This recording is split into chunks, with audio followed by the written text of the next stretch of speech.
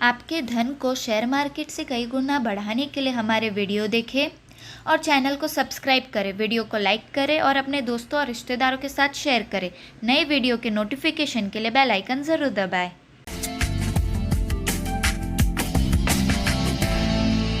नमस्कार, एफएनओ की पाठशाला में आपका स्वागत है। मैं हूं मानसी दवे और वायदा बाजार की एबीसीडी हम सीख रहे हैं। पहुंच चुके हैं ग्रीक्स पर।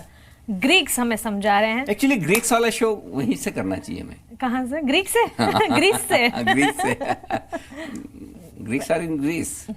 सर वो तो आप ही के हाथ में है, हम कर सकते थे वो शो। फील लेके आते हैं। चलो हम ग्रीस में है ये सोचते हम ग्रीक समझ रहे हैं, लेकिन थियोरेटिकल है, बहुत इंपॉर्टेंट है। डेल्टा हम समझ चुके हैं, अब गामा इसे समझना चाहते हैं। गामा क्या है? डेल्टा तो एकदम इजी था ना सर, ऐसा मत बोलिए। डेल्टा इजी नहीं था, अब मुझे सारा पेन डाउन करना पड़ा। गामा थोड़ा सबसे मुश्किल है। अब धीरे धीरे देखिए, मैं पढ़ती थी ना तो A type, B type, C type और डी टाइप क्वेश्चंस होते थे। ये डी टाइप के बाद भी मिसलिनियस वाले आ जाते हैं। मिसलिनियस वाले जिनको समझना मुश्किल है, थोड़ा सा मुश्किल है, ज्यादा नहीं। गामा क्या है वो समझाओ। देखिए, डेल्टा आपको क्या बोलता है? किसी भी इंडेक्स या उस शेयर के दाम में जो बदलाव होता है उसके साथ साथ किसी ऑप्शन के भाव में कितना बदलाव होना चाहिए। जी, सिंपल है। हाँ। यही बताता है। अगर निफ्टी समझे 100 पॉइंट बढ़ा या घटा, तो ऑप्शन का दाम कितने पॉइंट बढ़ना या घटना चाहिए ये बताता है डेल्टा। हाँ। पिछले एपिसोड में एक बात मैंने कही थी हल्के से, मुझे पता नहीं आपने उसे नोटिस की नहीं की। समझिए, हमने कहा ना कि भाई अगर कॉल ऑप्शन है या पुट ऑप्शन है तो उसका at the money call option है तो उसका डेल्टा होता है हाफ। हाँ। 0.5 plus at the money put option है तो उसका डेल्टा होता है -0.5 माइनस हाफ। हाँ, जो कि रिवर्स आपने बताया था। समझिए, आपने कॉल ऑप्शन खरीदा। हाँ। और डेल्टा है और एट द मनी का है तो डेल्टा वो आपका हाफ, यानी कि यहां से निफ्टी जितना बढ़ेगा आपके ऑप्शन का दाम उतना आधा बढ़ेगा। आधा बढ़ेगा, है ना।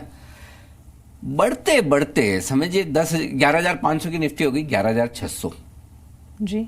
ठीक है, तो आपके ऑप्शन का दाम तो बढ़ा होगा, हो सकता है 50 पॉइंट बढ़ा हो। लेकिन अब एट द मनी ऑप्शन कौन सा हो गया? 11,600 का। हाँ। आपने तो 11,500 का ऑप्शन लिया हुआ है, अब आपके 11,500 का ऑप्शन क्या हो गया? इन द मनी हो गया। करेक्ट। तो अब जाहिर सी बात है उसका बदलाव अलग तरीके से होगा, उसका डेल्टा बदल जाएगा।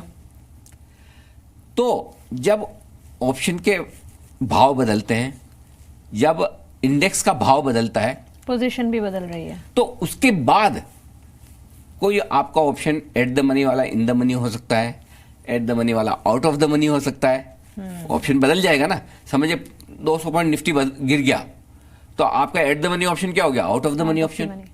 और 200 पॉइंट बढ़ गया तो आपका deep in the money option हो गया। तो अब उसके बाद ऑप्शन के भाव में बदलाव क्या होगा, ये सेकंड स्टेज है। और ये बदलाव जो कैलकुलेट करता है उसे कहते हैं गामा। सी, एक चीज समझिए, ग्रीक्स में हम क्या कोशिश कर रहे हैं? ग्रीक्स में हम एक ही चीज की कोशिश कर रहे हैं कि भाई ऑप्शन के भाव कब, क्यों और कितने बदलने चाहिए। 3 सवालों के जवाब ले रहे हैं और उसकी स्ट्रैटेजीज हैं। बराबर है। तो डेल्टा हमने पिछली बार समझा दिया। अब गामा में हम ये समझा रहे हैं कि अगर ऑप्शन के भाव बदलने की वजह से उस ऑप्शन के strike prices, in the money, out of the money, ये बदल जाते हैं जी, तो उसके बाद ऑप्शन के दामों में बदलाव क्या होगा, कितना होगा, ये आपको गामा बताता है। गामा कैलकुलेट करने का फॉर्मूला क्या है? Change in delta divide by change in price. अच्छा, simple. Change in delta divide by change in price. Absolutely. और डेल्टा कैलकुलेट करने का फॉर्मूला तो पिछली बार बता ही दिया कि अगर 1 पॉइंट निफ्टी बढ़े या घटे तो आपका ऑप्शन का भाव कितना बढ़ेगा या घटेगा, वो आपका डेल्टा है। तो वो आपको डेल्टा मिल गया, डेल्टा के नीचे प्राइस में जो बदलाव है वो लगाया, आपके सामने गामा का फॉर्मूला तैयार। गामा के फॉर्मूला में 2-3 चीजें ध्यान में रखने वाली है। ठीक है। पहली बात, गामा कभी नेगेटिव नहीं होता, ऑलवेज पॉजिटिव। पॉजिटिव। हाँ, जैसे डेल्टा में क्या है? कॉल ऑप्शन का डेल्टा हमेशा पॉजिटिव है और पुट ऑप्शन का डेल्टा हमेशा रिवर्स नेगेटिव। नेगेटिव। लेकिन यहां पर ऐसा नहीं है, गामा हमेशा पॉजिटिव होगा, पहली बात।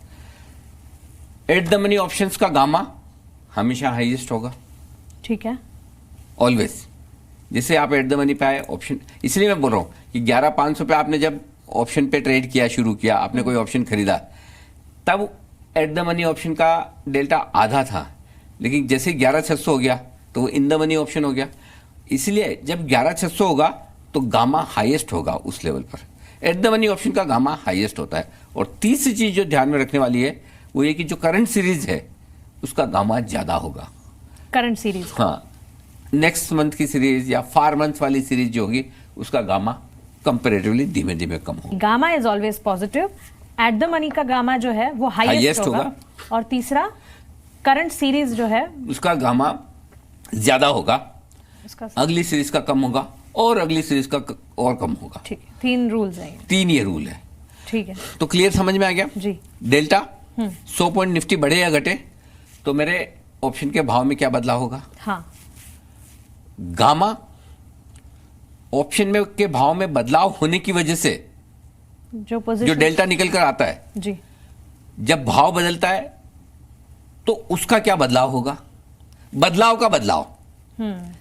हमने बोला कि थोड़ा मुश्किल है, उससे थोड़ा मुश्किल है। हाँ, बदलाव का बदलाव, बिल्कुल। हिंट दे दी थी पहले यार। लेकिन एक चीज बताऊं, इसको समझने में है ना, एक चीज बहुत आसान है, सुनने में समझने में फॉर्मूला आपको थोड़ा मुश्किल लग रहा है ऐसा, ये सारे फॉर्मूला अवेलेबल है ढेर सारी वेबसाइट पे, आमतौर पर ब्रोकर्स की वेबसाइट पे भी मिल जाता है।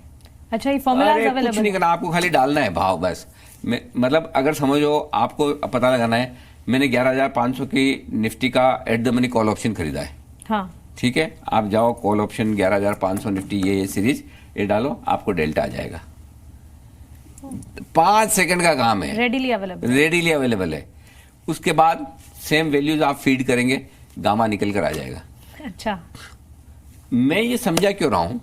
समझा इसलिए रहा हूं ताकि आपको ये पता चले कि भाई मैं जो ऑप्शन खरीद रहा हूं वो सस्ता है या महंगा, मेरे ऑप्शन का भाव कब, कितना और क्यों बदलेगा, और कब वो ऑप्शन अगर मैंने खरीदा हुआ है और ऑप्शन जरूरत से ज्यादा महंगा हो गया तो कब मुझे बेच देना है, या मैं खरीदना चाहता हूं तो ऑप्शन कब जरूरत से ज्यादा सस्ता हो गया तब मैं खरीदूं।